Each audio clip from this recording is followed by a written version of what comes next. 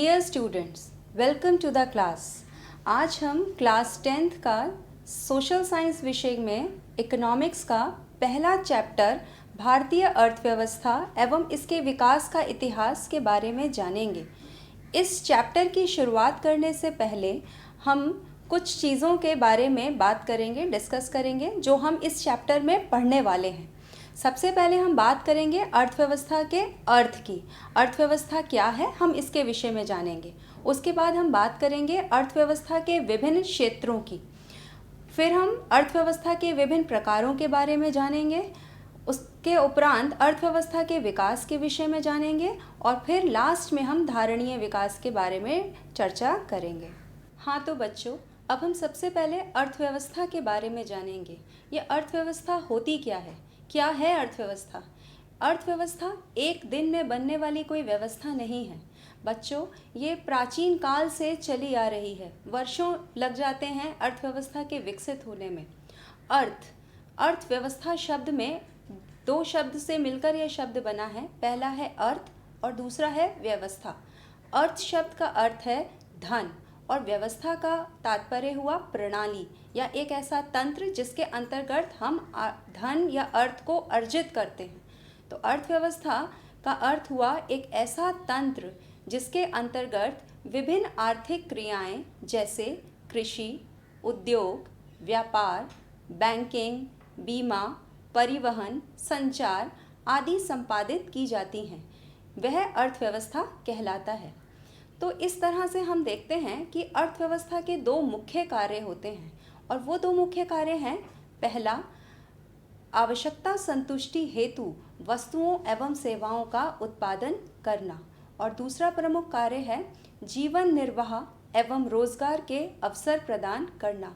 अर्थव्यवस्था के अंतर्गत ही वस्तुओं और सेवाओं का उत्पादन किया जाता है और उन वस्तुओं और सेवाओं के उत्पादन करने के लिए हमें उत्पादन के साधनों को रोजगार में लगाना होता है या दूसरे शब्दों में उत्पादन के साधनों को रोजगार मिलता है।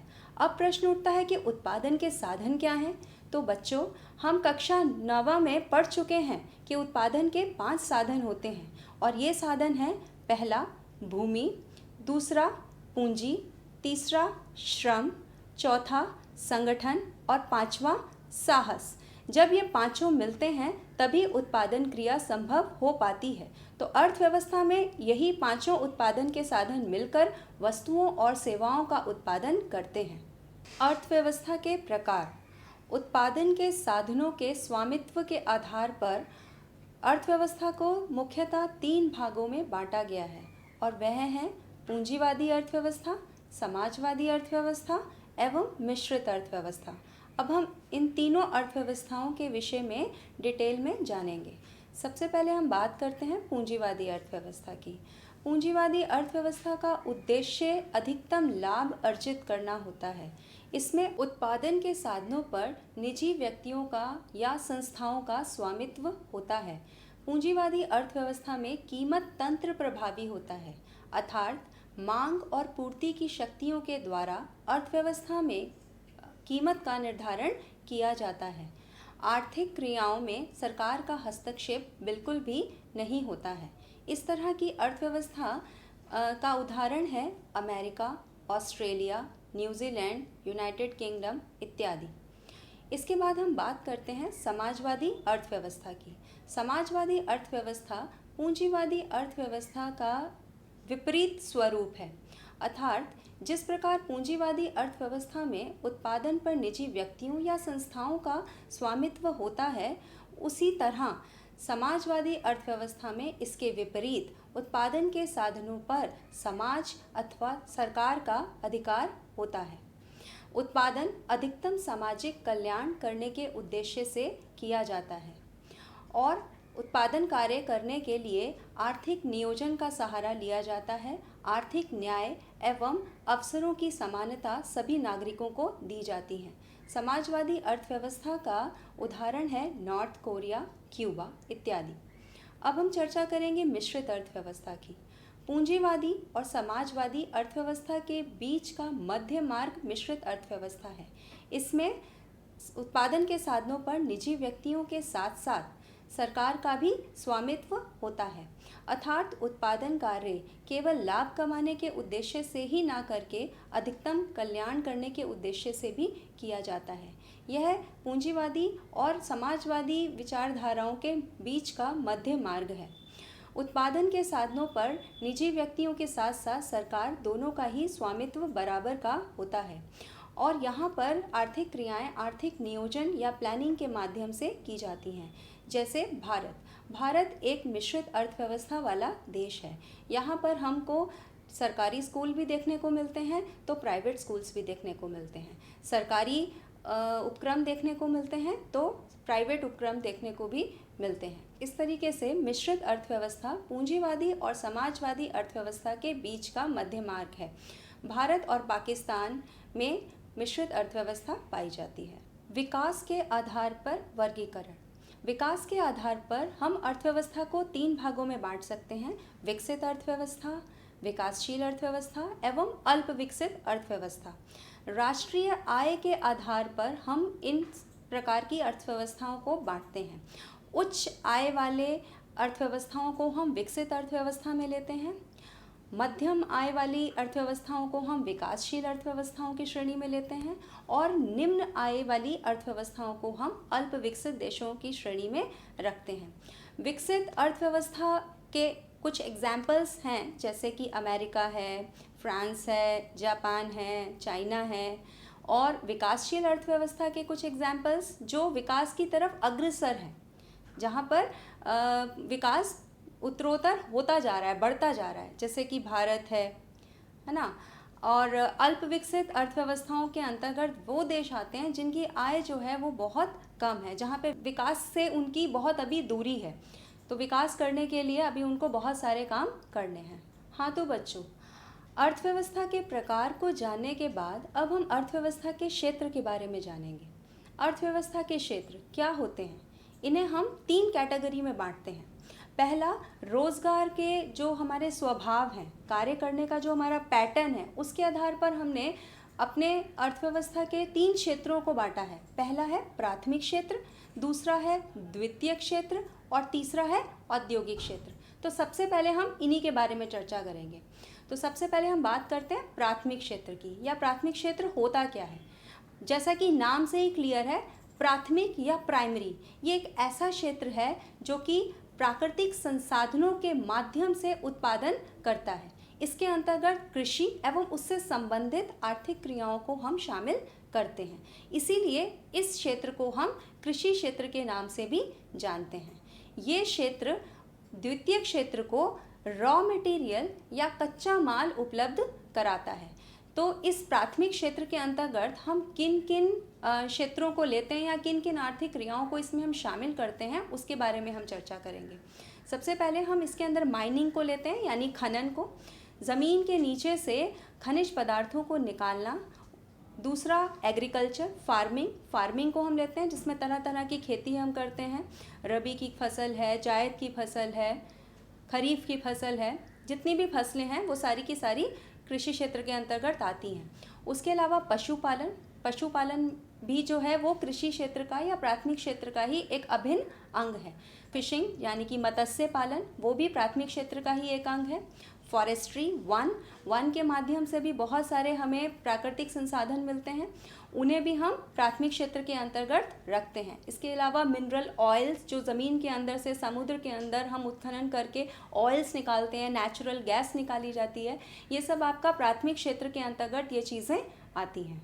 द्वितीयक क्षेत्र बच्चों, प्राथमिक क्षेत्र के बाद हम द्वितीय क्षेत्र के बारे में चर्चा करेंगे।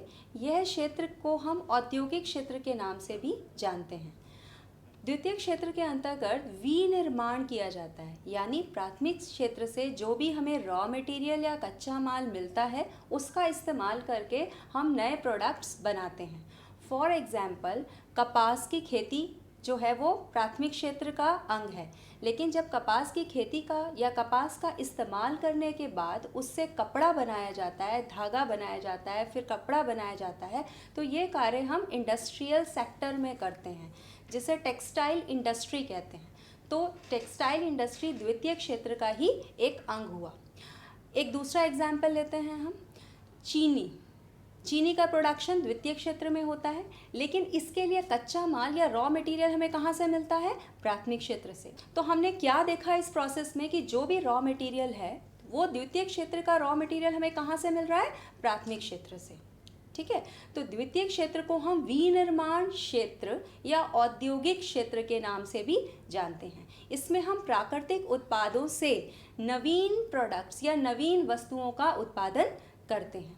अब इसके अंतर्गत हम क्या क्या एग्जाम्पल्स ले सकते हैं, जैसे कि आपका विद्युत का जो प्रोडक्शन होता है, बिजली का, वो भी हम इंडस्ट्रियल सेक्टर में लेते हैं। बिजली का प्रोडक्शन भी इंडस्ट्रियल सेक्टर के अंतर्गत ही होता है। जैसे कि इसमें तापीय ऊर्जा का इस्तेमाल करते हैं हम। हाइड्रो, पानी को बहुत ऊंचाई से गिराया जाता है डैम्स के माध्यम से, तो बिजली का उत्पादन होता है। तो बिजली का उत्पादन की प्रक्रिया को हम किस में रखते हैं? सेकेंडरी सेक्टर या द्वितीय क्षेत्र के अंतर्गत रखते हैं। गैस बनाना, ये भी हम द्वितीय क्षेत्र के अंतर्गत लेते हैं। इसके अलावा छोटे बड़े हर तरह के उद्योग इस क्षेत्र में आते हैं। तो उद्योगों को हम कुटीर उद्योगों के नाम से जानते हैं, लघु उद्योग, मध्यम उद्योग, वृहद उद्योग। अब कुटीर उद्योग या कॉटेज इंडस्ट्रीज़ क्या होती हैं? ये वो इंडस्ट्रीज़ हैं जो बहुत कम पूंजी में शुरुआत की जाती हैं, और ये इंडस्ट्री मुख्यतः ग्रामीण क्षेत्रों के विकास के लिए शुरू की गई हैं। और ग्रामीण क्षेत्रों में इस तरह की इंडस्ट्रीज़ लगाने से वहाँ के लोगों को रोज़गार मिलता है, जिससे कि उन्हें पलायन नहीं करना पड़ता। क्योंकि क्या होता है ना, प्राथमिक क्षेत्र में कृषि आती है, तो गांव में का जो मुख्य व्यवसाय है वो कृषि होता है, तो वो लोग कृषि में ही लगे होते हैं गांव के लोग। लेकिन कृषि कार्य मौसमी होता है, जो पूरे वर्ष काम नहीं होता। तब जब उनके पास काम नहीं होता तो वो बेरोजगार हो जाते हैं। तो ऐसी स्थिति के लिए छोटे छोटे कुटीर उद्योग धंधे सरकार द्वारा शुरू किए गए। लोगों को मोटिवेट किया गया कि आप कम पूंजी में, सरकार मदद भी देती है इसके लिए, बहुत सारे फाइनेंशियल इंस्टीट्यूशंस भी हैं जिनके बारे में हम नेक्स्ट चैप्टर में चर्चा भी करेंगे आगे की क्लास में। लेकिन अभी फ़िलहाल आपको हम बता रहे हैं कि बहुत सारे ऐसे बैंक्स हैं, छोटे छोटे फाइनेंशियल इंस्टीट्यूशंस हैं जो इन कॉटेज इंडस्ट्रीज़ के लिए लोगों को ऋण उपलब्ध कराते हैं, लोन देते हैं।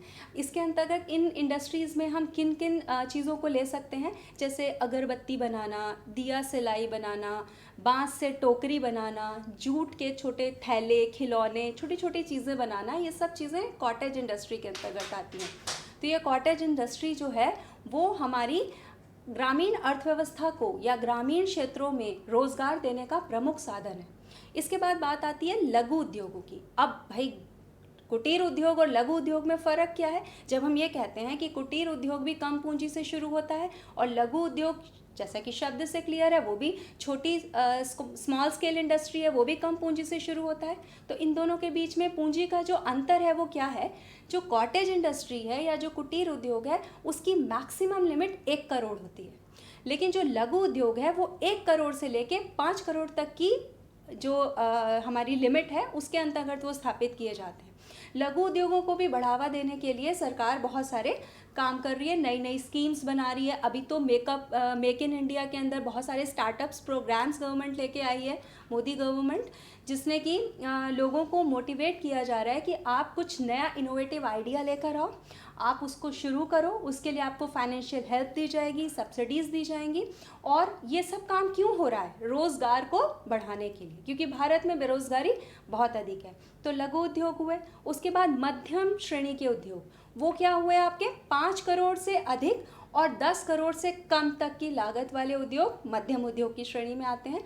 और फिर उस 10 करोड़ से ज़्यादा आपके वृहद उद्योग होते हैं। जो वृहद उद्योग होते हैं इसमें सब बड़े बड़े स्केल कोर इंडस्ट्रीज़ आती हैं, जैसे कि iron and steel industries, cement industries, ऐसी इंडस्ट्रीज़ जिनको खड़ा करने के लिए बहुत भारी मात्रा में निवेश की आवश्यकता होती है।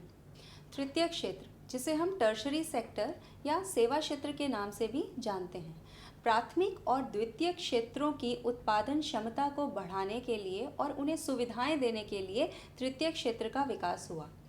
यह सेवा क्षेत्र के नाम से भी जाना जाता है। जैसा कि नाम से ही क्लियर है, सेवा, सेवा अर्थात सर्विसेज देना। तो इसमें किस प्रकार की सर्विसेज आती हैं जिससे कि प्राथमिक और द्वितीय क्षेत्र दोनों आपस में समन्वय के साथ, कोऑर्डिनेशन के साथ काम कर सकें। तो उन सेवाओं में सबसे पहले हम रखते हैं बैंकिंग को। कोई भी आर्थिक क्रिया करने के लिए, चाहे वो प्राथमिक क्षेत्र की हो या द्वितीय क्षेत्र की, यानी कि चाहे वो कृषि से संबंधित हों, चाहे वो उद्योगों से संबंधित हों, हमें फाइनेंस या वित्त की आवश्यकता पड़ती है और ये वित्त पोषण करने का काम हमारा बैंकिंग सेक्टर करता है। तो बैंकिंग सेक्टर सेवा क्षेत्र का एक प्रमुख अंग है। इसके अलावा परिवहन या ट्रांसपोर्टेशन की बात हम करते हैं। प्रोडक्शन होने के बाद माल को वेयर हाउसेस से मंडियों तक पहुंचाना, वहां से मार्केट तक पहुंचाना और फिर अंतिम उपभोक्ताओं तक पहुंचाना, ये काम करने का काम परिवहन सेक्टर या परिवहन क्षेत्र करता है। तो परिवहन क्षेत्र को भी हम सेवा क्षेत्र का एक अभिन्न अंग मानते हैं। संचार, कम्युनिकेशन, कोई भी कॉन्वर्सेशन या एक्टिविटीज़ जो इकोनॉमिक एक्टिविटीज़ हैं उनकी डीलिंग किसके माध्यम से होती है? संचार के माध्यम से। अभियांत्रिकी यानी इंजीनियरिंग, बड़े बड़े इक्विपमेंट्स की ज़रूरत पड़ती है हमें, उनको चलाने के लिए, उनको स्टार्ट करने के लिए, उन्हें ऑपरेट करने के लिए, ये सब सर्विसेज देने का काम भी सेवा क्षेत्र करता है। बीमा, बीमा क्या है? असुरक्षा से बचाता है। मान लीजिए खेतों में आग लग जाए अचानक से या बाढ़ आ गई, सब नुकसान हो गया, तो अगर बीमा कराया होगा उसके अगेंस्ट किसान ने, तो उससे जो उसके साथ नुकसान हुआ है उसकी भरपाई हो सकती है। ऐसे ही उद्योगों के क्षेत्र में भी हो सकता है, उद्योग में आग लग जाए, कुछ चोरी हो जाए, तो उसके लिए भी बीमा होता है। तो बीमा सुरक्षा प्रदान करता है। भंडारण, स्टोरेज, जो भी उत्पादन हुआ उसको स्टोर करके रखना है। वेयर हाउसेस में भंडार गृह जो होते हैं जहाँ पर सामान को स्टोर करके रखा जाता है, तो ये भी एक तरह की सेवा है जो नितांत आवश्यक है। व्यापार, ट्रेडिंग, माल बनने के बाद माल को बेचना भी इम्पॉर्टेंट है, मार्केटिंग करना भी इम्पॉर्टेंट है। प्रोडक्शन हो जाना पर्याप्त नहीं है, उसको बेचना भी इम्पॉर्टेंट है, तभी ना बेचने के बाद ही आपके पास में पैसा वापस आता है। जो उत्पादन होता है उसमें लागत लगती है, तो उस लागत को वापस वसूलने का जो प्रक्रिया है वो मार्केटिंग है। इसके अलावा बहुत सारी अन्य जुड़ी हुई और भी सेवाएं हैं, जैसे कि होटल्स हैं, टूरिज्म है, ये सारे के सारे क्षेत्र आपके तृतीय क्षेत्र में आते हैं, जो कि प्राथमिक और द्वितीय क्षेत्र दोनों को सुविधाएं प्रदान करते हैं और उसकी उत्पादकता को बढ़ाते हैं। व्यक्तियों की कार्य करने की दशाओं के आधार पर भी हम दो क्षेत्रों में बांटते हैं अर्थव्यवस्था को, और वो दो क्षेत्र हैं संगठित क्षेत्र और असंगठित क्षेत्र, ऑर्गेनाइज सेक्टर और अनऑर्गेनाइज सेक्टर। तो सबसे पहले हम बात करते हैं संगठित क्षेत्र की। ये होता क्या है? जैसा कि नाम से ही स्पष्ट है कि संगठन की बात हो रही है। यहाँ पर जो भी काम होता है वो किसी प्राइवेट लिमिटेड कंपनी के माध्यम से होता है, जो ऑर्गेनाइज्ड वे में काम करती है, जिसमें कार्य करने की जो अवधि होती है वो नियमित होती है, सरकार के द्वारा इसका पंजीकरण किया गया होता है। इसमें जो भी काम करते हैं व्यक्ति, उनको भविष्य निधि की सुविधा दी जाती है, सवेतन छुट्टी दी जाती है। इसके अलावा बहुत सारी सामाजिक सुरक्षाएं भी इनको प्रदान की जाती हैं। इस क्षेत्र को हम संगठित क्षेत्र कहते हैं। जैसे प्राइवेट लिमिटेड कंपनीज़ हैं, बहुत सारी बड़े बड़े शॉपिंग मॉल्स हैं, यहाँ पर काम करने वाले लोग। और दूसरी तरफ आता है असंगठित क्षेत्र। वह क्षेत्र क्या होता है? जो कि नाम से ही स्पष्ट है, असंगठित होता है। इसमें कार्य करने की जो घंटे होते हैं वो भी स्पष्ट बताया नहीं जाता है, बहुत शोषण किया जाता है कार्य करने वालों के साथ में, असुरक्षित रोज़गार होता है, भविष्य निधि की कोई सुविधा नहीं दी जाती है, छुट्टी की कोई व्यवस्था नहीं होती है, छुट्टी लेने पर वेतन काट लिया जाता है, और इन लोगों का यूनियन भी नहीं होता है। तो ये क्षेत्र, असंगठित क्षेत्र में काम करने वाले जो व्यक्ति होते हैं उनका बहुत अधिक आर्थिक शोषण कर पाते हैं इनके मालिक। स्वामित्व के आधार पर भी हम अर्थव्यवस्था को दो क्षेत्रों में बांट पाते हैं। पहला है निजी क्षेत्र और दूसरा है सार्वजनिक क्षेत्र। जैसा कि हमने पहले भी चर्चा किया था पूंजीवादी अर्थव्यवस्था के संदर्भ में, कि निजी क्षेत्र वह क्षेत्र होता है जिसमें आर्थिक क्रियाओं पर या उत्पादन के साधनों पर सिर्फ और सिर्फ निजी व्यक्तियों का ही स्वामित्व होता है, उनका अधिकार होता है। ठीक है। और सार्वजनिक क्षेत्र वह क्षेत्र होता है जिसमें उत्पादन के साधनों पे सरकार का स्वामित्व होता है। चूँकि भारत एक मिश्रित अर्थव्यवस्था है, इसलिए भारत में निजी क्षेत्र और सार्वजनिक क्षेत्र दोनों पाए जाते हैं। तो निजी क्षेत्र वह क्षेत्र हुआ जिसमें आर्थिक क्रियाओं पर निजी व्यक्तियों का अधिकार हुआ, जैसे कि रिलायंस इंडस्ट्रीज़ हैं, टाटा इंडस्ट्रीज़ हैं, एयरटेल है, ये सब आपके क्या हुए? निजी क्षेत्र के उद्योग। अब सार्वजनिक क्षेत्र की अगर हम बात करें तो इसमें वह सेक्टर्स आते हैं जिनके ऊपर जो भी आर्थिक क्रियाएं होती हैं वो केवल और केवल सरकार के स्वामित्व में होती हैं, गवर्नमेंट कंट्रोल होता है, प्योर गवर्नमेंट कंट्रोल होता है, जैसे कि रेलवे, डाक सेवा इत्यादि। हाँ तो बच्चों, अर्थव्यवस्था के अर्थ, उसके प्रकार और उसके क्षेत्रों को जानने के बाद अब हम अर्थव्यवस्था के विकास के बारे में पढ़ेंगे कि अर्थव्यवस्था का विकास है क्या, कैसे होता है, इसके कंपोनेंट्स क्या हैं, इसके घटक क्या हैं। तो हम बात करते हैं सबसे पहले कि अर्थव्यवस्था के विकास में हम किन चीज़ों को शामिल करते हैं। तो अर्थव्यवस्था के विकास की बात अगर करें तो दो बातें हमारे सामने आती हैं कि अर्थव्यवस्था का विकास दो रूपों में हुआ, पहला आर्थिक विकास और दूसरा मौद्रिक विकास। जैसे कि अर्थव्यवस्था का विकास किसी एक दिन का विकास है नहीं, ये मानव सभ्यता के इतिहास का ही इतिहास है। अर्थव्यवस्था का इतिहास भी मानव सभ्यता के इतिहास के समान ही है। प्राचीन काल में क्या होता था कि जब मनुष्य ने इस दुनिया में जीना शुरू किया, रहना शुरू किया, तो उसकी आवश्यकताएं बहुत सीमित थी।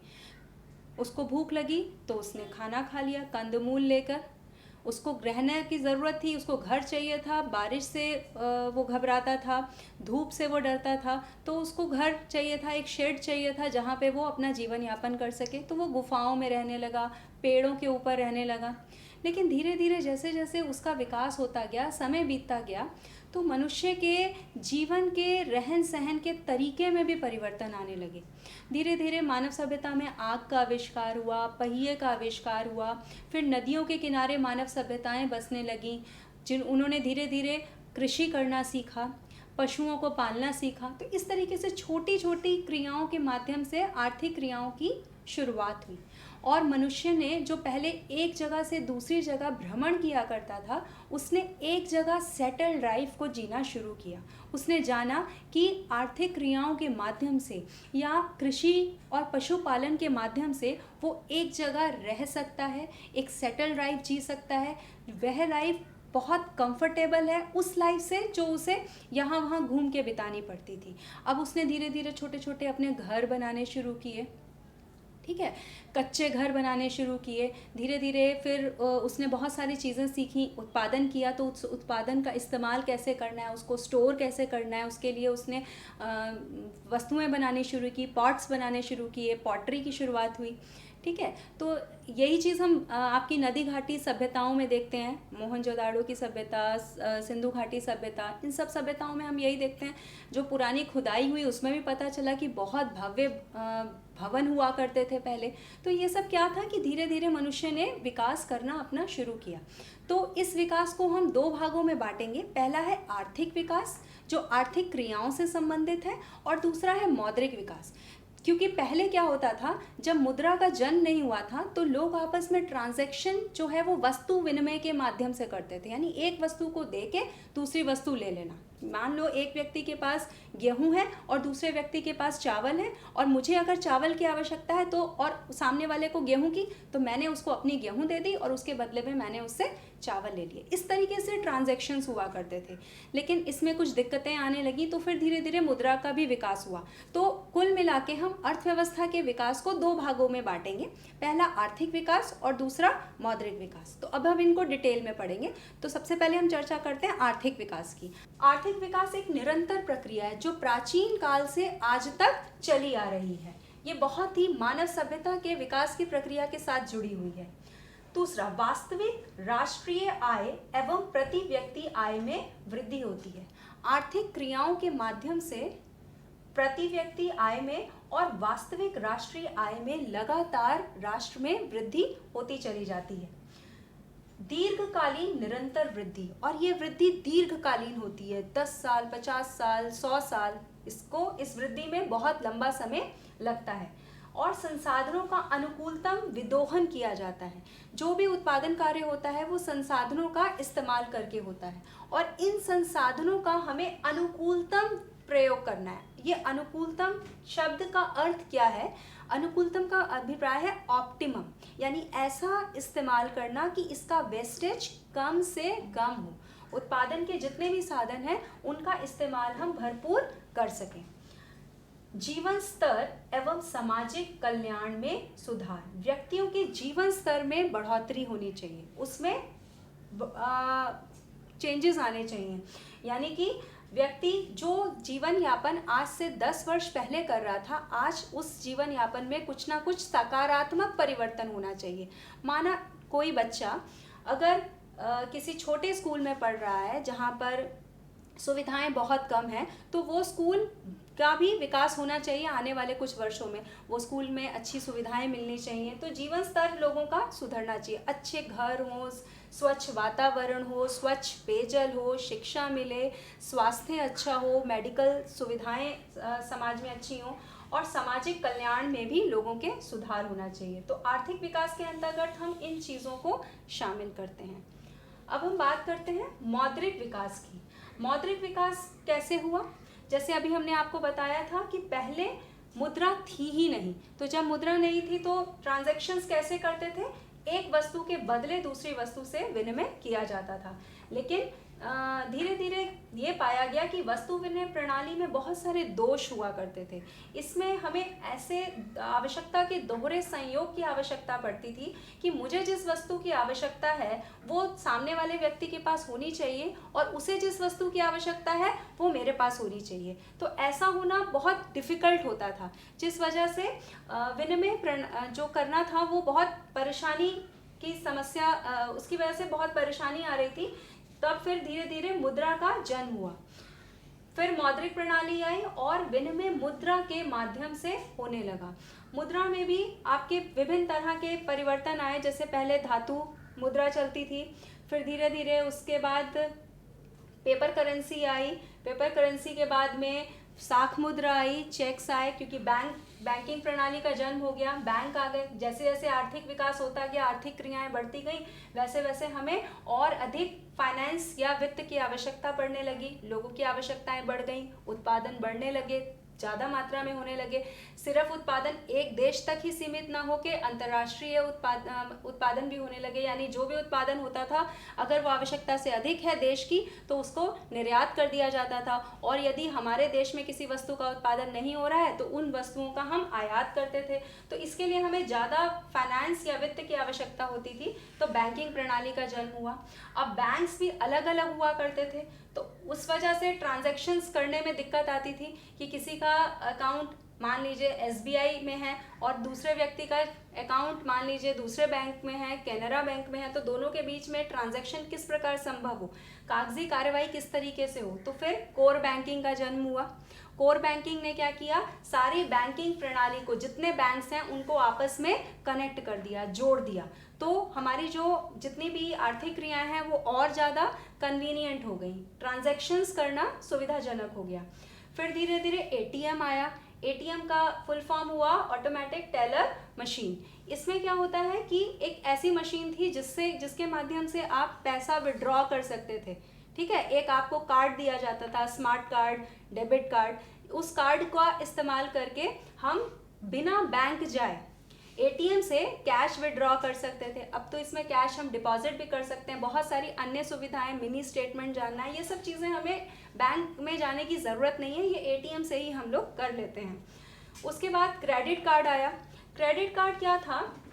अब डेबिट कार्ड और क्रेडिट कार्ड में क्या फ़र्क है? डेबिट कार्ड में हम हमारे अकाउंट में जितना मनी है उतना का ही ट्रांजैक्शन कर सकते हैं, या उसका अग्रिम अगर कुछ दिया जाता है तो उसकी एक शॉर्ट लिमिट है। लेकिन क्रेडिट कार्ड में क्या है? ये एक तरीके का उधारी कार्ड हुआ, जो व्यक्तियों को या ट्रेडर्स को दिया जाता था, ताकि वो अपने वित्तीय आवश्यकताओं की पूर्ति के लिए उन्हें हर समय बैंक पर आधारित ना होना पड़े। कभी कभी हमें अचानक कैश की ज़रूरत पड़ती है, बैंक बंद है या बैंक नहीं हम जा पा रहे हैं, तो ऐसे में क्रेडिट कार्ड का इस्तेमाल करके ट्रांजैक्शन कर सकते हैं। अब इन सब के बाद में आता है कैशलेस इकोनॉमी। ये हमारी वर्तमान परिप्रेक्ष्य से संबंधित है। अभी क्या हो रहा है कि जो भी ट्रांजैक्शंस हैं वो वर्चुअल ट्रांजैक्शंस होने लगे हैं। जैसे कि आप लोग देखते हो ऑनलाइन शॉपिंग आप करते हो, उसमें ऑनलाइन शॉपिंग्स में आप क्या देखते हैं कि बहुत सारी ऐप्स हैं जिनके माध्यम से आप ऑनलाइन शॉपिंग करते हैं, जैसे फ्लिपकार्ट है, अमेज़ॉन है, स्नैपडील है। इन सब के माध्यम से आप कैशलेस ट्रांजैक्शंस कैसे कर सकते हो, अपने अकाउंट से डायरेक्ट पेमेंट करके। इसमें कैश आपको सेल्स बॉय को देने की ज़रूरत भी नहीं होती है, आप उससे कैश ऑन डिलीवरी भी आप ऑप्ट कर सकते हो, लेकिन अगर आप उस ऑप्शन पे नहीं जाना चाहो तो आप डायरेक्ट अपने बैंक से ट्रांजैक्शन करके भी डीलिंग कर सकते हैं। उसके अलावा आप कभी कभी देखते हैं और होटल्स में आप या शॉपिंग कॉम्प्लेक्स में आप शॉपिंग के लिए जाते हैं, जहाँ पर आप कार्ड स्वाइप करके अपना बिलिंग कर सकते हैं। तो इस तरीके से हम देखते हैं कि मौद्रिक विकास किस तरीके से वस्तु विनिमय से शुरू हुआ और आज हम कहाँ कैशलेस इकोनॉमी तक पहुँच गए हैं। ये सब क्या है, अर्थव्यवस्था के विकास का एक चरण है, अर्थव्यवस्था के विकास का एक मार्ग है जो आगे प्रशस्त होता जा रहा है। आर्थिक विकास को प्रभावित करने वाले घटक, अर्थात आर्थिक विकास या इकोनॉमिक डेवलपमेंट जिस वजह से होता है वो कारक क्या हैं, वो घटक क्या हैं। तो उन घटकों को हम दो भागों में बांटेंगे, पहला है आर्थिक घटक और दूसरा है अनार्थिक घटक। आर्थिक यानी इकोनॉमिक कंपोनेंट्स और अनार्थिक नॉन इकोनॉमिक कंपोनेंट्स। तो सबसे पहले हम चर्चा करेंगे आर्थिक घटकों की। आर्थिक घटक में सबसे पहले बात आती है प्राकृतिक संसाधन की। जिस देश में जितने अधिक प्राकृतिक संसाधन होंगे उस देश के आर्थिक विकास की गति उतनी ही ज्यादा होगी। साथ साथ प्राकृतिक संसाधनों के मात्रा अधिक होने से ही पर्याप्त नहीं होता है, बल्कि उन संसाधनों का हमें किस तरीके का उपयोग करना है, अनुकूलतम विदोहन या अनुकूलतम प्रयोग करना है, यानी मैक्सिमम यूटिलाइजेशन, वेस्टेज कम से कम होना चाहिए। और इन संसाधनों का प्रयोग हमें इस तरीके से करना है कि हमारी आने वाली जो भावी पीढ़ी है उसे भी ये संसाधन मिल सके, यानी कि आज की डेट में हमें सारे संसाधनों का इस्तेमाल करके उन्हें खत्म नहीं करना है। दूसरा बिंदु है हमारा मानवीय संसाधन। जिस देश में मानवीय संसाधन यानी कि उस देश के मानव पूंजी यानी कि मनुष्य जितने अधिक कुशल होंगे वह देश उतना ही ज़्यादा विकास करेगा। कुशलता से अभिप्राय है कि मनुष्य के अंतर्गत वो स्किल्स, वो कुशलताएं, वो हुनर जिनके माध्यम से वो प्रोडक्शन करने में या उत्पादन करने में सहायक होता है, उसके अंदर किसी चीज़ की ट्रेनिंग को हम डेवलप कर दें। और ये कुशलता या ये ट्रेनिंग हम कैसे डेवलप कर सकते हैं, शिक्षा के माध्यम से। तो मानवीय संसाधनों का कुशल होना किसी देश के आर्थिक विकास को प्रभावित करता है। पूंजी निर्माण, पूंजी निर्माण का अभिप्राय है कि उस देश में पूंजी की क्या स्थिति है, यानी कि मानवीय संसाधनों के द्वारा जो भी बचत की जाती है, जो सेविंग की जाती है, उस सेविंग से हम पूंजी निर्माण करते हैं। पूंजी निर्माण के अंतर्गत सिर्फ बचतों को ही नहीं लेते, बल्कि उस देश में होने वाले उस देश में जितनी भी मशीनरीज हैं, बड़े बड़े इंफ्रास्ट्रक्चर्स हैं, वो सब के सब पूंजी निर्माण के अंतर्गत आते हैं। तो जिस देश का इंफ्रास्ट्रक्चर जितना रिच होगा उतना ही वह देश अधिक तरक्की करेगा, उस देश का आर्थिक विकास उतना ही अधिक होगा। पूंजी उत्पाद अनुपात, ये क्या होता है कि एक वस्तु जब हम उत्पादन करते हैं तो उसकी एक यूनिट प्रोडक्शन करने में कितनी पूंजी का इस्तेमाल हो रहा है, ये बहुत महत्वपूर्ण होता है। यानी कि एक इकाई यानी किसी भी वस्तु जिसका हम उत्पादन कर रहे हैं, वस्तु या सेवा, उसकी एक इकाई के प्रोडक्शन में हमारी जो लागत है, जो पूंजी के रूप में है, वो कम से कम होनी चाहिए, तभी हमारा लाभ अधिकतम होगा। तो पूंजी उत्पादन अनुपात क्या हुआ कि उत्पादन की पर यूनिट प्रोडक्शन पर, किसी भी वस्तु की पर यूनिट प्रोडक्शन पर कितनी पूंजी का या कितनी पूंजी की मात्रा का हम इस्तेमाल कर रहे हैं। अगला आता है तकनीक एवं नव प्रवर्तन। तकनीक, टेक्नोलॉजी कैसी है? टेक्नोलॉजी बहुत इम्पॉर्टेंट फैक्टर है, क्योंकि वर्तमान में जो विकास है वो नई नई तरीकों से किया जा रहा है, नई नई टेक्नोलॉजीज आ गई हैं। मशीनों का स्थान इंसानों की जगह मशीनें आ गई हैं जो घंटों का काम मिनटों में कर देती हैं। और नव प्रवर्तन, नव प्रवर्तन का मतलब हुआ इनोवेटिव आइडियाज, कोई नए नए तरीके इजाद करना जिससे कि हमारा आर्थिक विकास और अधिक तेजी से हो सके। तो ये सब हैं हमारे आर्थिक घटक जो हमारे आर्थिक विकास की गति को तेज करते हैं। अब हम बात करते हैं अनार्थिक घटकों की। अर्थात ऐसे घटक जिनका संबंध प्रत्यक्ष रूप से आर्थिक घटकों से नहीं होता है या प्रत्यक्ष रूप से आर्थिक क्रियाओं से नहीं होता है। इनमें हम सबसे पहले लेंगे सामाजिक घटक या हमारी समाज किस तरीके का हमारा समाज है। मान लीजिए हम कोई नई विचारधारा लाते हैं और उस विचारधारा को समाज का एक तबका एक्सेप्ट करने को तैयार ही नहीं है, तो कितना भी अगर हम उसके लिए उसकी मानसिकता को परिवर्तित करने की कोशिश करें, लेकिन अगर वह उस सकारात्मक परिवर्तन को स्वीकारने के लिए तैयार नहीं है तो हम आर्थिक विकास को नहीं बढ़ा पाएंगे। तो इस सामाजिक अवधारणा का परिवर्तन हम किसके माध्यम से कर सकते हैं?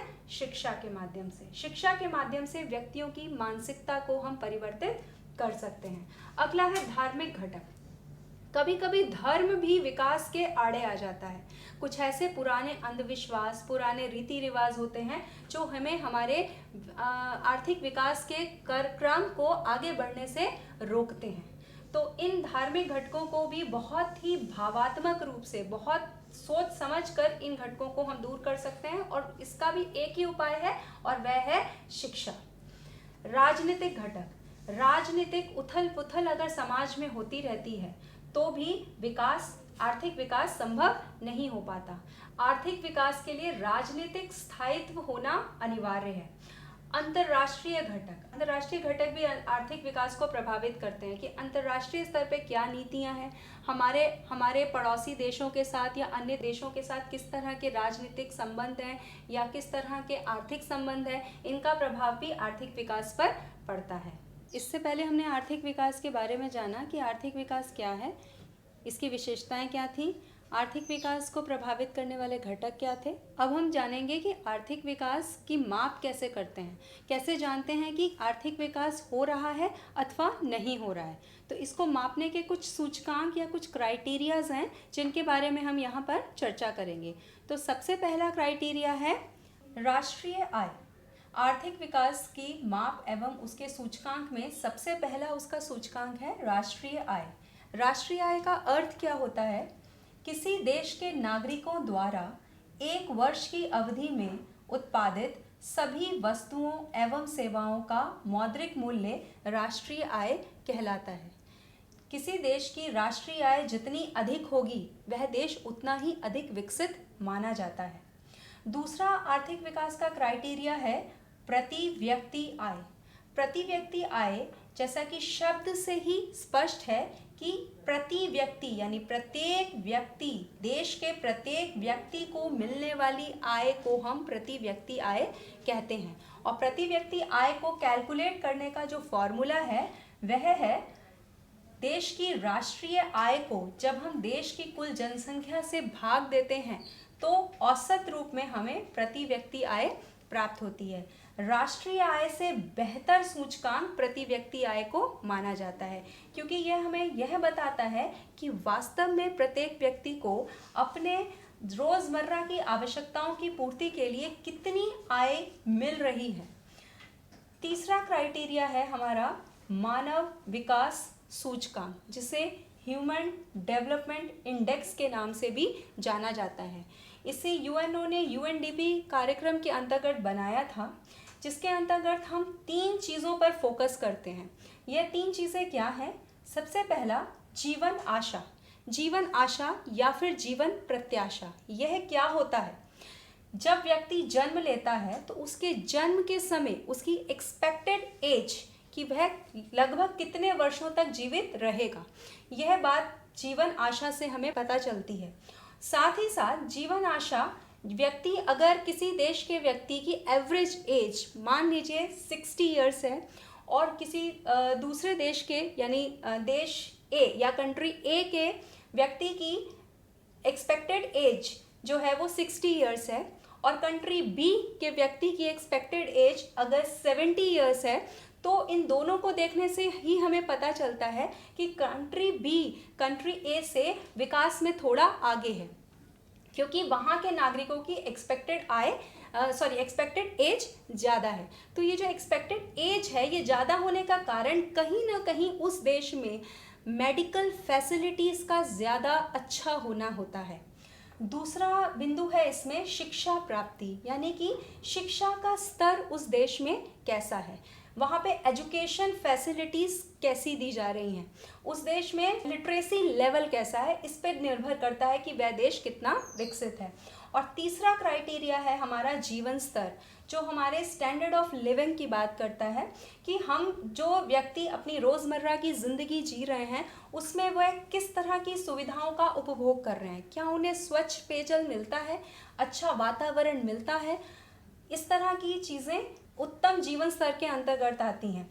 और उत्तम जीवन स्तर या हमारी जो लाइफस्टाइल है उसकी क्वालिटी अच्छी तभी हो सकती है जब हम लोगों के यहाँ पर प्रति व्यक्ति आय ज़्यादा होगी, लोगों को वास्तव में जो आय मिल रही है वह ज़्यादा मिलेगी, तभी उनका जीवन स्तर सुधर सकता है। तो इन 3 मापदंडों के आधार पर HDI या ह्यूमन डेवलपमेंट इंडेक्स जारी करता है UNO, ठीक है, UNDP रिपोर्ट के तहत, जिसके अंतर्गत 2006 की अगर हम बात करें तो नॉर्वे का जो क्रम था वो सबसे पहले यानी टॉप पे वो देश था नॉर्वे, जहाँ पे जीवन आशा भी वहाँ की बहुत बेहतरीन थी, शिक्षा प्राप्ति का स्तर, लिटरेसी रेट वहाँ बहुत अच्छी थी, वहाँ के लोगों का जीवन स्तर भी बेहतरीन था, तो नॉर्वे टॉप पर है।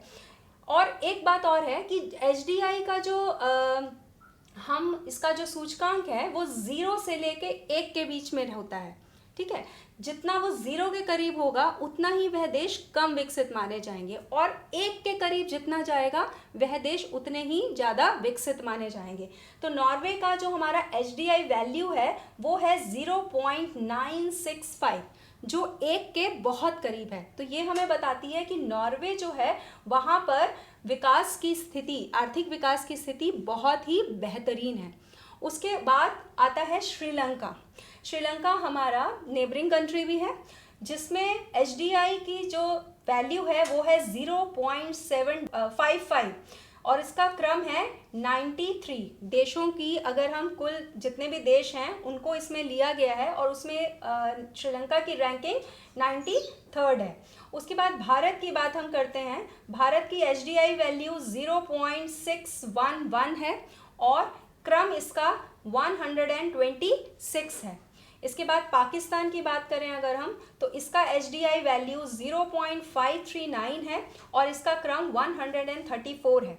और चीन जो कि हमारा नेबरिंग कंट्री है, उसका HDI वैल्यू 0.661 है और उसका क्रम जो है वो है 173 2006 के अकॉर्डिंगली। अगर हम उसे, ये बहुत पुराना डेटा है, अगर इसे हम वर्तमान परिप्रेक्ष्य में कंपेयर करने के लिए हमने 2017 के कुछ डेटा को लिया है, जिसमें नॉर्वे तब 2006 में भी टॉप मोस्ट पे था और आज 2017 में भी उसकी जो स्थिति है वो वही है, कंसिस्टेंटली वो विकास की स्थिति पे है।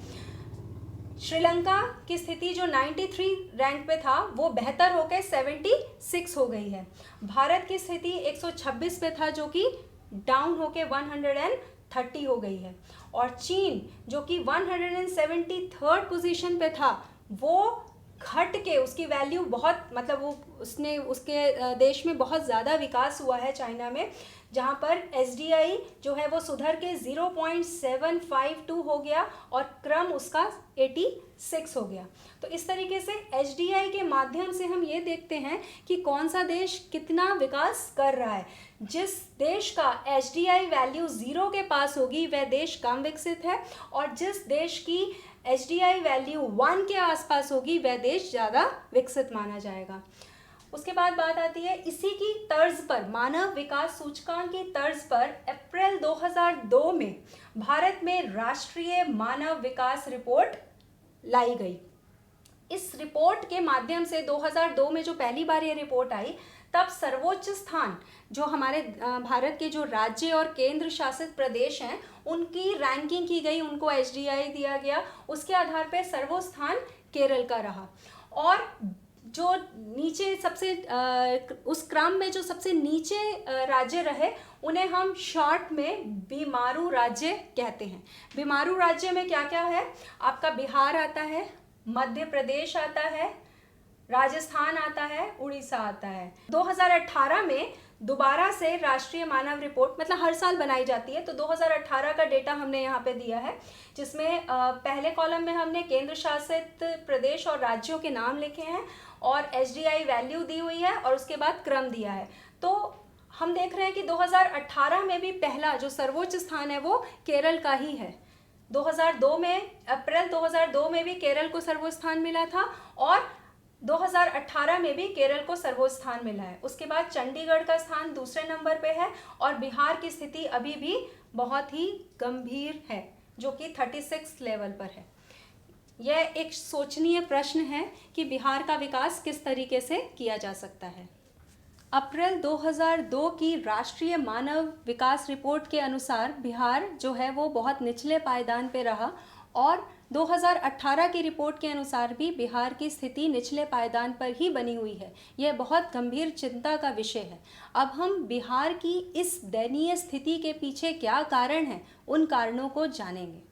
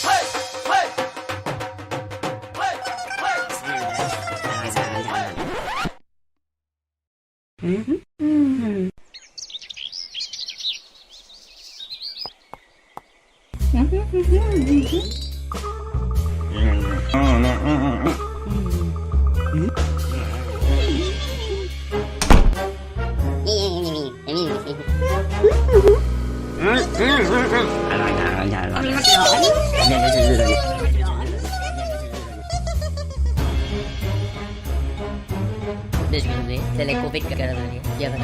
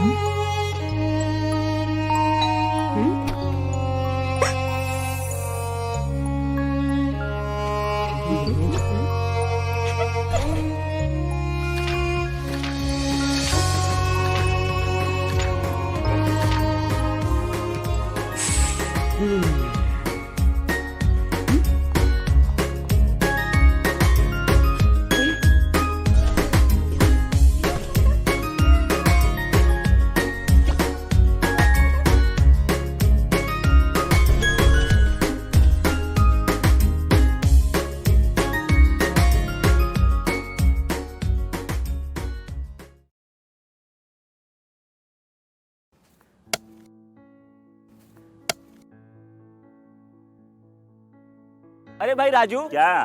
अरे सुने कि कल चाचा कुछ बता रहे थे, क्या बोल रहे थे? हाँ, चाचा कल बहुत बढ़िया बात बता रहे थे। कह रहे थे कि हम लोगों को अपने बच्चा लोग के पढ़ाई लिखाई पे ध्यान देना चाहिए। सिर्फ स्कूल भेजने से कुछ नहीं होता। बात तो ठीक है, लेकिन हम लोग ये करेंगे कैसे? हम लोगों को तो पढ़ना लिखना भी नहीं आता है। हम भी यही सोच रहे थे। अरे वो देखो, मास्टर साहब भी सही टाइम पे आ गए। चलो उन्हीं से पूछ लेते हैं। मास्टर साहब प्रणाम। प्रणाम प्रणाम। मास्टर साहब, आपसे एक बात का जानकारी लेना था। हाँ पूछिए। अब हम लोग तो ठहरे कम पढ़े लिखे आदमी, हाँ। लेकिन हम लोग का बच्चा लोग स्कूल में जाके क्या करता है, क्या सीखता है, क्या पढ़ता है, ये हम लोग कैसे जानेंगे? होता आसान है। अच्छा, कैसे? चलिए आप लोग स्कूल में, हम बताते हैं। जी जी चलिए। जी सर चलिए। चलो चलो हाँ हाँ चलिए। हाँ हाँ हम उठा लेते हैं। चलो। आइए, ये देखिए, ये है क्लास 3 का अधिगम प्रतिफल पोस्टर। इसका मतलब है यदि आपका बच्चा वर्ग 3 में पढ़ता है तो उसे इस पोस्टर में जो लिखी गई सारी चीजें उसे जानकारी होनी चाहिए। ये क्या है? पक्षी। और ये क्या है? पेड़। यानी कि तीसरी कक्षा समाप्त होते होते आपका बच्चा पशु, पक्षी, फूल, पत्ती आदि के बारे में सीख जाएगा। हर क्लास और हर विषय के लिए अधिगम प्रतिफल पोस्टर बनाए गए हैं। आइए कुछ दूसरे तरीके जानते हैं। जी सर। ये देखिए, ये है हमारे बच्चों की कॉपियाँ और ये है सही का निशान। इसका मतलब है कि इस प्रश्न का उत्तर आपके बच्चे ने बिल्कुल सही दिया है। जितना ज़्यादा होंगे ये निशान उतना बढ़िया सीखा है आपका बच्चा। और ये क्या है? गलत का निशान। हाँ, ये है गलत का निशान और इसका मतलब है आपके बच्चे ने इस प्रश्न में कुछ गलती की होगी। और ये निशान जितना ज़्यादा होगा आपको अपने बच्चे पे उतना ही ध्यान देने की ज़रूरत है। लेकिन पूरे साल में हमारा बच्चा क्या क्या सीखा ये कैसे जानेंगे? बिल्कुल जानेंगे। उसके लिए भी हमारे पास कुछ साधन है। उनमें से एक है प्रगति पत्रक। इसके माध्यम से आप घर बैठे जान सकेंगे कि आपका बच्चा पूरे साल में क्या कुछ सीखा। देखिए, ये है 3 स्टार। इसका मतलब होता है सीख चुका है, आपका बच्चा सीख चुका है। और 2 स्टार का मतलब है बच्चा सीख रहा है। और 1 स्टार का मतलब अभी सीखने की आवश्यकता है। जी हाँ, ये तो बहुत आसान है। अब तो हम जैसे बिना पढ़े लिखे लोग भी अपने बच्चों की कॉपी आसानी से जांच कर पाएंगे। बिल्कुल जांच पाएंगे मनोज। हाँ। और मास्टर साहब, आपने तो बिल्कुल सही बात बताई थी। तो ठीक है, चलते हैं। आज जो आपने हमको बताया है वो हम सबको बताएंगे। आप क्या करेंगे? आइए हम मिलकर अपने बच्चों के भविष्य को एक नई उड़ान दें। आज हम पूछेंगे तो कल ये सीखेंगे।